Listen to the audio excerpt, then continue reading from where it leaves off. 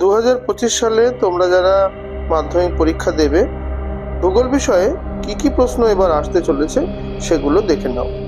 প্রথমে ভূমিরূপ প্রক্রিয়া থেকে, অর্থাৎ বহির্জাত প্রক্রিয়া, নদীর কাজ, হিমবাহের কাজ এবং বায়ুর কাজ থেকে যে প্রশ্ন আসতে পারে। নদীর ক্ষয়কাজের ফলে সৃষ্ট ভূমিরূপের বর্ণনা দাও। মধ্যগতিতে নদীর সঞ্চয় কার্যের ফলে সৃষ্ট ভূমিরূপের বর্ণনা দাও। হিমবাহের ক্ষয়কাজের ফলে সৃষ্ট ভূমিরূপের বর্ণনা দাও। হিমবাহ ও জলধারার মিলিত সঞ্চয় কার্যের ফলে সৃষ্ট ভূমিরূপের বিবরণ দাও। বায়ু ও জলধারার মিলিত সঞ্চয়ের ফলে সৃষ্ট ভূমিরূপগুলি উল্লেখ করো। পৃথিবীব্যাপী জলবায়ু পরিবর্তন কিভাবে সুন্দরবনকে প্রভাবিত করছে তা উদাহরণ সহ আলোচনা করো। বায়ুমণ্ডল, অর্থাৎ বায়ুমণ্ডলের ধারণা, উপাদান, বায়ুমণ্ডলের তাপ, উষ্ণতা, বায়ুচাপ বলয় এবং আর্দ্রতা অধঃক্ষেপণ থেকে যে প্রশ্নগুলো এবার আসতে চলেছে সেগুলো দেখে নাও। উষ্ণতার তারতম্য অনুযায়ী বায়ুমণ্ডলের স্তর বিন্যাস করো। বায়ুমণ্ডলে উষ্ণতার তারতম্যের কারণ সংক্ষেপে লেখো।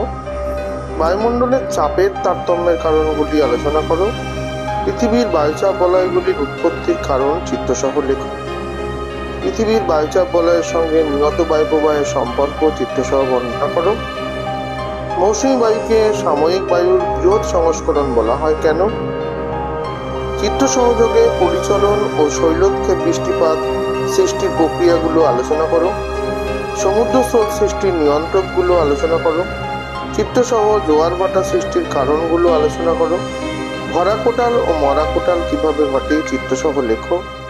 মানব জীবনে জোয়ার ভাটার প্রভাব অপরিসীম, এটি ব্যাখ্যা করো। আঞ্চলিক ভূগোল, অর্থাৎ ভারত থেকে প্রাকৃতিক পরিবেশ, অবস্থান, প্রশাসনিক বিভাগ, ভারতের ভূপ্রকৃতি, জলসম্পদ, জলবায়ু, মৃত্তিকা, স্বাভাবিক উদ্ভিদ, এছাড়া অর্থনৈতিক পরিবেশ থেকে কৃষি, শিল্প, জনসংখ্যা এবং ভারতের পরিবহন ও যোগাযোগ ব্যবস্থা থেকে যে প্রশ্নগুলো আসতে পারে সেগুলো এবার দেখে নেব। ভারতের পশ্চিম হিমালয়ের ভূপ্রকৃতির পরিচয় দাও। দাক্ষিণাত্য মালভূমি বা ডেকান ট্রাপ অঞ্চলের অবস্থান ও ভূপ্রকৃতির বৈশিষ্ট্য লেখো। হিমালয় পর্বতের দৈর্ঘ্য বরাবর শ্রেণীবিভাগ করে আলোচনা করো।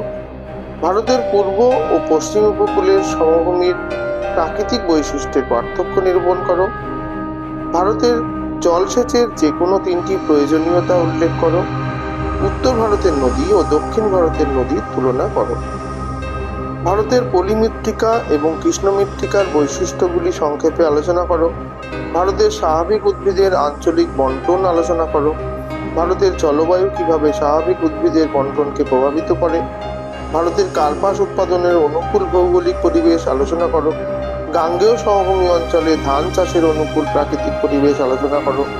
ভারতের চা চাষের অনুকূল ভৌগোলিক পরিবেশ আলোচনা করো। ভারতের গম উৎপাদনের অনুকূল ভৌগোলিক পরিবেশ আলোচনা করো। পূর্ব ও মধ্য ভারতের লৌহ ইস্পাত শিল্প গড়ে ওঠার প্রধান কারণগুলি ব্যাখ্যা করো। ভারতের পশ্চিমাঞ্চলে পেট্রোরসায়ন শিল্পের কেন্দ্রীভবনের কারণগুলি ব্যাখ্যা করো। ভারতের জনসংখ্যার অসম বন্টনের 5টি প্রধান কারণ আলোচনা করো। ভারতের নগরায়নের প্রধান সমস্যাগুলি আলোচনা করো এবং ভারতের পরিবহন ব্যবস্থার গুরুত্ব আলোচনা করো।